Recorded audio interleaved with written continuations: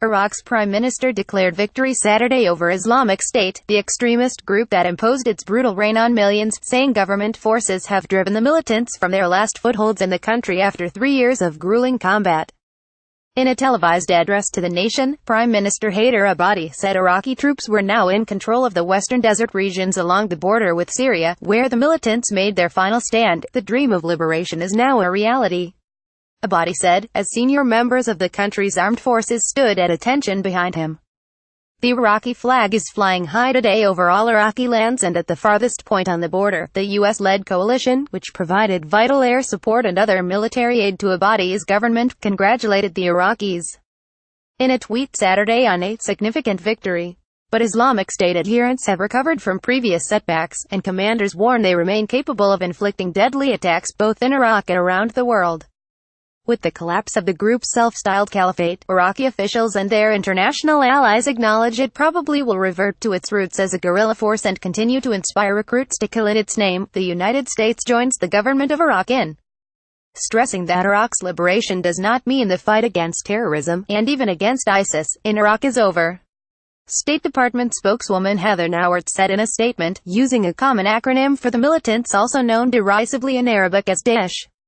Together, we must be vigilant in countering all extremist ideologies to prevent the return of ISIS or the emergence of threats by other terrorist groups. Brett McGurk, the U.S.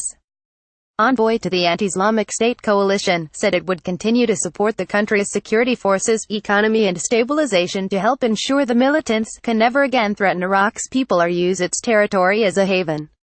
We mark today's historic victory mindful of the work that remains, McGurk said in a tweet. Abadi has said he expects that the U.S. will draw down its forces, which peaked at about 5,200 this year, after the end of combat operations against Islamic State, but would like some troops to remain to provide training, intelligence and logistical support. Iraq's victory comes at enormous cost to its people. The coalition acknowledges that its forces have killed at least 800 civilians in Iraq and Syria since it launched its campaign against Islamic State in 2014. Monitoring groups put the toll much higher, at least 5,961, according to the London-based group Air Wars. The fighting has ravaged major cities, and more than 3 million Iraqis remain displaced. Saturday's announcement came 2 days after the Russian military said it had accomplished its mission of helping President Bashar Assad defeat Islamic State in neighboring Syria, although the group retains a presence there and fighting continues in pockets near the Iraqi border. Islamic State stunned the world when its black-clad fighters stormed out of Syria at the end of 2013 and swiftly took control of a large swath of Iraq, including its second-largest city, Mosul. At the height of the group's strength, it controlled about a third of both countries and imposed its harsh interpretation of Islam on more than 8 million people. The militants have been losing territory. Iraqi forces, backed by U.S. air power and militias supported by Iran, recaptured Mosul in July after a 9-month campaign. Raqqa, the group's de facto capital in Syria, fell to a U.S.-backed alliance of Kurdish and Arab militias in October. Since then, fighting has been concentrated in a string of cities and towns along the Euphrates River and desert areas straddling the porous border between Syria and Iraq. The whereabouts of the militants' reclusive leader, Abu Bakr Baghdadi, remains unknown. In September, Islamic State released a purported audio recording of Baghdadi in which he urged followers around the world to intensify attacks. Now the Americans, the Russians and the Europeans are living in terror in their countries, fearing the strikes of the Mujahideen, he said. Islamic State retains active branches elsewhere in the Middle East, Africa and Asia, a potent threat underscored by an assault last month on a Sufi mosque in Egypt's rest of North Sinai region that killed more than 300 people. Counterterrorism experts also warn that groups don't need to control territory to inspire so-called lone wolf attacks, a strategy Islamic State has used with deadly effect in cities such as Orlando, Florida, and San Bernardino. Victories over terrorists have been precipitously declared countless numbers of times before only to have proven illusory, said Bruce Hoffman, director of the Center for Security Studies at Georgetown University in Washington.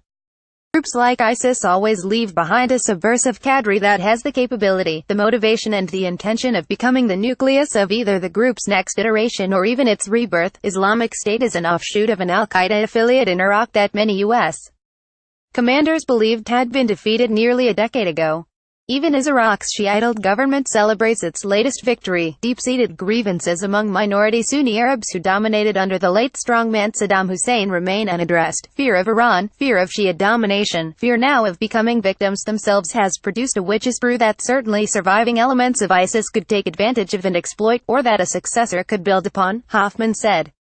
Abadi acknowledged as much in his address Saturday, when he called on Iraq's politicians to refrain from inciting and sectarian speech, which he said was a primary cause in the humanitarian tragedies and in empowering the gang of Daesh. Some of the Iraqi forces that were among the most effective against Islamic State have now been drawn into a standoff between Abadi's government and leaders of Iraq's semi-autonomous Kurdish region over a vote for independence.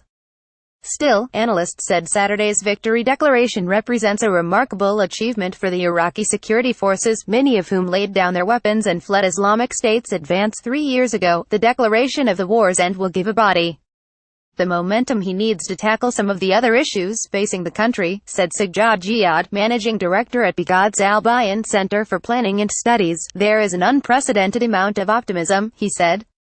But attention will also turn quickly to the need for rebuilding, providing jobs and fighting corruption, which are the priorities for most Iraqis. Caption Bulos is a special correspondent. Alexandra.Zavis at lawtimes.com. Twitter at Alexivise updates 5 p.m. This article was updated with analyst comment and additional background. 2:05 p.m. This article was updated with the Iraqi Prime Minister addressing the nation and reaction from the State Department and the U.S. envoy to the anti-Islamic State coalition. 8:50 a.m. This article was updated with staff reporting, including quotes from Iraqi Prime Minister Haider Abadi and background. This article was originally published at 3:30 a.m. Middle East, Syria, Iraq, terrorism, Islamic State, Bashar Assad.